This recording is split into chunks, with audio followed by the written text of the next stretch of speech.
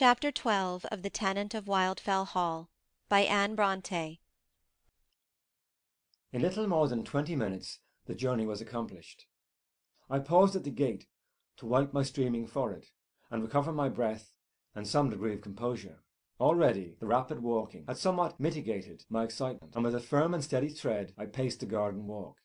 In passing the inhabited wing of the building, I caught a sight of Mrs. Graham through the open window, slowly pacing up and down her lonely room. She seemed agitated and even dismayed at my arrival, as if she thought I too was coming to accuse her. I had entered her presence intending to condole with her upon the wickedness of the world, and help her to abuse the vicar and his vile informants, but now I felt positively ashamed to mention the subject, and determined not to refer to it, unless she led the way. "I am come at an unseasonable hour," said I, assuming a cheerfulness I did not feel, in order to reassure her, "but I won't stay many minutes." She smiled upon me, faintly it is true, but most kindly. I had almost said thankfully, as her apprehensions were removed.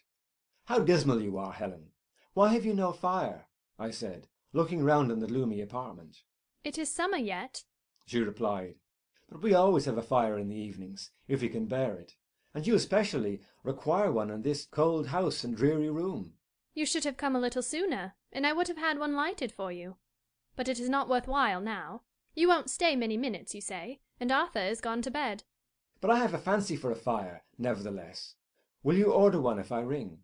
"Why, Gilbert, you don't look cold," said she, smilingly regarding my face, which no doubt seemed warm enough. "No," replied I, "but I want to see you comfortable before I go." "Me comfortable," repeated she, with a bitter laugh, as if there were something amusingly absurd in the idea. "It suits me better as it is," she added, in a tone of mournful resignation. But determined to have my own way, I pulled the bell. "There now, Helen," I said, as the approaching steps of Rachel were heard in answer to the summons. There was nothing for it but to turn round and desire the maid to light the fire. I owe Rachel a grudge to this day for the look she cast upon me ere she departed on her mission, the sour, suspicious, inquisitorial look that plainly demanded, "What are you here for, I wonder?" Her mistress did not fail to notice it, and a shade of uneasiness darkened her brow. "You must not stay long, Gilbert," said she, when the door was closed upon us. "I'm not going to," said I, somewhat testily, though without a grain of anger in my heart against anyone but the meddling old woman. "But, Helen, I've something to say to you before I go." "What is it?" "No, not now. I don't know yet precisely what it is, or how to say it," replied I, with more truth than wisdom, and then, fearing lest she should turn me out of the house, I began talking about indifferent matters in order to gain time. Meanwhile Rachel came in to kindle the fire, which was soon effected by thrusting a red-hot poker between the bars of the grate, where the fuel was already disposed for ignition. She honoured me with another of her hard, inhospitable looks in departing, but little moved thereby, I went on talking, and setting a chair for Mrs. Graham on one side of the hearth, and one for myself on the other, I ventured to sit down, though half suspecting she would rather see me go. In a little while we both relapsed into silence, and continued for several minutes gazing abstractly into the fire, she intent upon her own sad thoughts, and I reflecting how delightful it would be to be seated thus beside her, with no other presence to restrain our intercourse, not even that of Arthur, our mutual friend, without whom we had never met before. If only I could venture to speak my mind, and disburden my full heart of the feelings that had so long oppressed it, and which it now struggled to retain, with an effort that it seemed impossible to continue much longer, and revolving the pros and cons for opening my heart to her there and then, and imploring a return of affection, the permission to regard her thenceforth as my own, and the right and the power to defend her from the calumnies of malicious tongues. On the one hand, I felt a new-born confidence in my powers of persuasion, a strong conviction that my own fervour of spirit would grant me eloquence, that my very determination, the absolute necessity for succeeding, that I felt must win me what I sought, while on the other I feared to lose the ground I had already gained with so much toil and skill, and destroy all future hope by one rash effort, when time and patience might have won success. It was like setting my life upon the cast of a die, and yet I was ready to resolve upon the attempt. At any rate, I would entreat the explanation she had half promised to give me before. I would demand the reason of this hateful barrier, this mysterious impediment to my happiness, and, as I trusted, to her own. But while I considered in what manner I could best frame my request, my companion, wakened from her reverie with a scarcely audible sigh, and looking towards the window, where the blood-red harvest moon, just rising over one of the grim, fantastic evergreens, was shining in upon us, said, "Gilbert, it is getting late." "I see," said I. "You want me to go, I suppose." "I think you ought. If my kind neighbours get to know of this visit, as no doubt they will not turn it much to my advantage." It was with what the vicar would doubtless have called a savage sort of smile that she said this. "Let them turn it as they will," said I.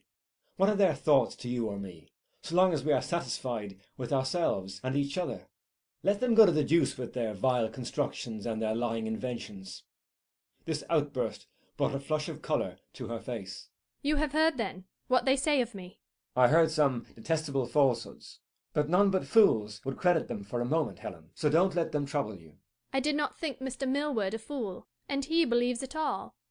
But however little you may value the opinions of those about you, however little you may esteem them as individuals, it is not pleasant to be looked upon as a liar and a hypocrite, to be thought to practise what you abhor, and to encourage the vices you would discountenance, to find your good intentions frustrated, and your hands crippled by your supposed unworthiness, and to bring disgrace on the principles you profess."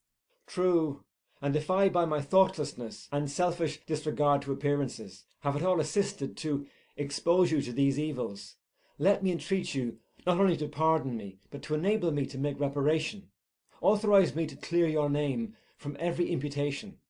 Give me the right to identify your honour with my own, and to defend your reputation as more precious than my life." "Are you hero enough to unite yourself to one whom you know to be suspected and despised by all around you, and identify your interests and your honour with hers? Think, it is a serious thing." "I should be proud to do it, Helen, most happy, delighted beyond expression. And if that be all the obstacle to our union, it is demolished, and you shall be mine." And starting from my seat in a frenzy of ardour, I seized her hand, and would have pressed it to my lips, but she suddenly caught it away, exclaiming in the bitterness of intense affliction, "No, no, it is not all." "What is it then? You promised I should know some time, and—" "You shall know some time, but not now. My head aches terribly," she said, pressing her hand to her forehead, "and I must have some repose. And surely I have had misery enough to-day," she added almost wildly. "But it could not harm you to tell it," I persisted. "It would ease your mind. I should then know how to comfort you." She shook her head despondingly. "If you knew all, you too would blame me, perhaps even more than I deserve, though I have cruelly wronged you," she added in a low murmur, as if she mused aloud. "You, Helen? Impossible!" "Yes, not willingly, for I did not know the strength and depth of your attachment. I thought, at least I endeavoured to think, your regard for me was as cold and fraternal as you professed it to be." "Or as yours?" "Or as mine ought to have been, of such a light and selfish, superficial nature that—" "There indeed you wronged me." "I know I did, and sometimes I suspected it then. But I thought, upon the whole, there could be no great harm in leaving your fancies and your hopes to dream themselves to nothing, or flutter away to some more fitting object, while your friendly sympathies remained with me. But if I had known the depth of your regard, the generous, disinterested affection you seem to feel—" "Seem, Helen?" "That you do feel, then, I would have acted differently." "How? You could not have given me less encouragement, or treated me with greater severity than you did. And if you think you have wronged me by giving me your friendship, and occasionally admitting me to the enjoyment of your company and conversation, when all hopes of closer intimacy were vain, as indeed you always gave me to understand, if you think you have wronged me by this, you are mistaken, for such favours in themselves alone are not only delightful to my heart, but purifying, exalting, ennobling to my soul, and I would rather have your friendship than the love of any other woman in the world." Little comforted by this, she clasped her hands upon her knee, and glancing upward, seemed in silent anguish to implore divine assistance. Then turning to me, she calmly said, "Tomorrow, if you meet me on the moor about midday, I will tell you all you seek to know, and perhaps you will then see the necessity of discontinuing our intimacy, if indeed you do not willingly resign me as one no longer worthy of regard." "I can safely answer no to that. You cannot have such grave confessions to make. You must be trying my faith, Helen." "No, no, no," she earnestly repeated. "I wish it was so. Thank heaven," she added.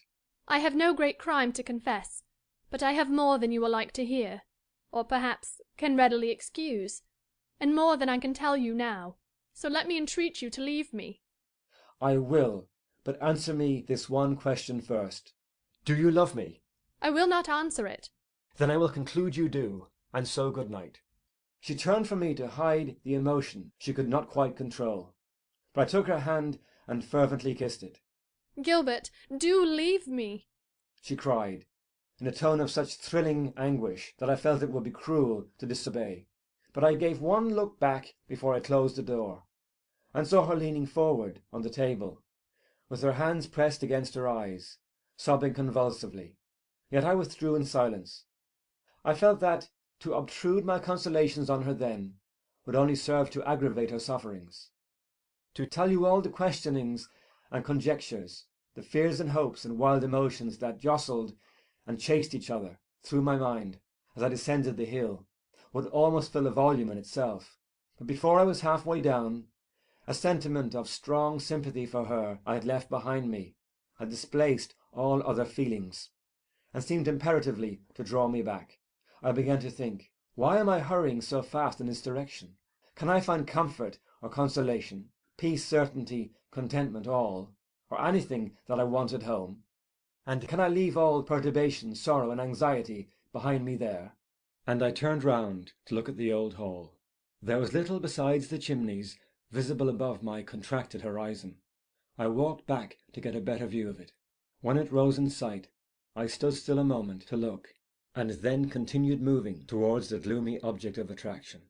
Something called me nearer, nearer still, and why not, pray?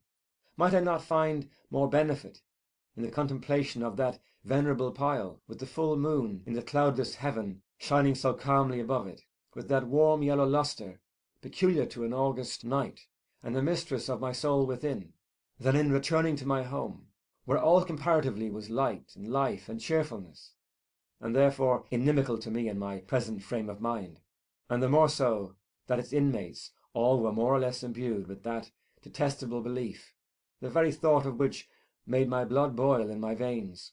And how could I endure to hear it openly declared, or cautiously insinuated? Which was worse, I had had trouble enough already with some babbling fiend that would keep whispering in my ear, "It may be true," till I had shouted aloud, "It is false. I defy you to make me suppose it." I could see the red firelight dimly gleaming from her parlour window. I went up to the garden wall and stood leaning over it, with my eyes fixed upon the lattice, wondering what she was doing, thinking or suffering now, and wishing I could speak to her but one word, or even catch one glimpse of her before I went. I had not thus looked and wished and wondered long before I vaulted over the barrier, unable to resist the temptation of taking one glance through the window, just to see if she were more composed than when we parted, and if I found her still in deep distress, perhaps I might venture to attempt a word of comfort, to utter one of the many things I should have said before, instead of aggravating her sufferings by my stupid impetuosity. I looked. Her chair was vacant, so was the room, but at that moment someone opened the outer door, and her voice said, "Come out. I want to see the moon, and breathe the evening air. They will do me good, if anything will." Here then were she and Rachel coming to take a walk in the garden. I wished myself safe back over the wall. I stood, however, in the shadow of the tall holly bush, which, standing between the window and the porch, at present screened me from observation, but did not prevent me from seeing two figures come forth into the moonlight, Mrs. Graham followed by another, not Rachel, but a young man, slender and rather tall. Oh heavens, how my temples throbbed! Intense anxiety darkened my sight, but I thought, yes, and the voice confirmed it. It was Mr. Lawrence. "You should not let it worry you so much, Helen," said he. "I will be more cautious in the future, and in time—" I did not hear the rest of the sentence, for he walked close beside her, and spoke so gently that I could not catch the words. My heart was splitting with hatred, but I listened intently for her reply. I heard it plainly enough. "But I must leave this place, Frederick," she said. "I never can be happy here, nor anywhere else indeed," she added, with a mirthless laugh. "but I cannot rest here." "But where could you find a better place?" replied he. "So secluded, so near me, if you think anything of that?" "Yes," interrupted she. "it is all I could wish, if they could only have left me alone." "But wherever you go, Helen, there will be the same sources of annoyance. I cannot consent to lose you. I must go with you, or come to you, and there are meddling fools elsewhere as well as here." While thus conversing, they had sauntered slowly past me down the walk, and I heard no more of their discourse, for I saw him put his arm round her waist, while she lovingly rested her hand on his shoulder, and then a tremulous darkness obscured my sight. My heart sickened, and my head burned like fire. I half rushed, half staggered from the spot where horror had kept me rooted, and leaped or tumbled over the wall, I hardly know which, but I know that afterwards, like a passionate child, I dashed myself on the ground, and lay there in a paroxysm of anger and despair.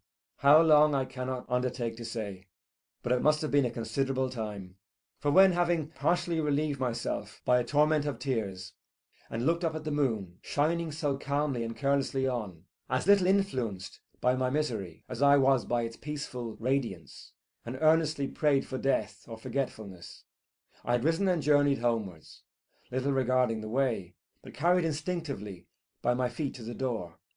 I found it bolted against me, and every one in bed except my mother, who hastened to answer my impatient knocking, and received me with a shower of questions and rebukes.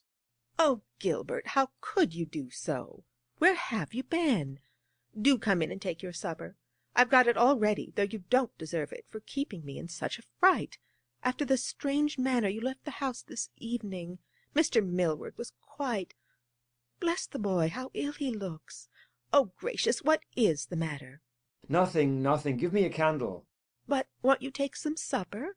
"No, I want to go to bed," said I, taking a candle and lighting it at the one she held in her hand. "Oh, Gilbert, how you tremble!" exclaimed my anxious parent. "How white you look! Do tell me what it is. Has anything happened?" "It's nothing," cried I, ready to stamp with vexation because the candle would not light. Then, suppressing my irritation, I added, "I've been walking too fast, that's all. Good night," and marched off to bed, regardless of the "Walking too fast? Where have you been?" that was called after me from below.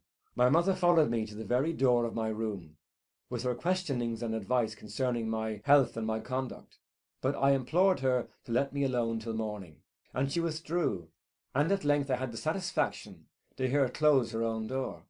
There was no sleep for me, however, that night, as I thought, and instead of attempting to solicit it, I employed myself in rapidly pacing the chamber, having first removed my boots, lest my mother should hear me. But the boards creaked, and she was watchful. I had not walked above a quarter of an hour before she was at the door again. "Gilbert, why are you not in bed? You said you wanted to go." "Confound it, I'm going," said I. "But why are you so long about it? You must have something on your mind." "For heaven's sake, let me alone, and get to bed yourself." "Can it be that Mrs. Graham that distresses you so?"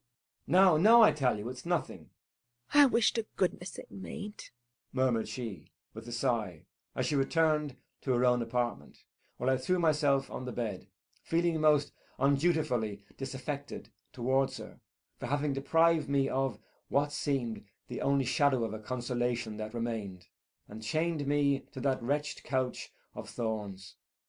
Never did I endure so long so miserable a night as that, and yet it was not wholly sleepless.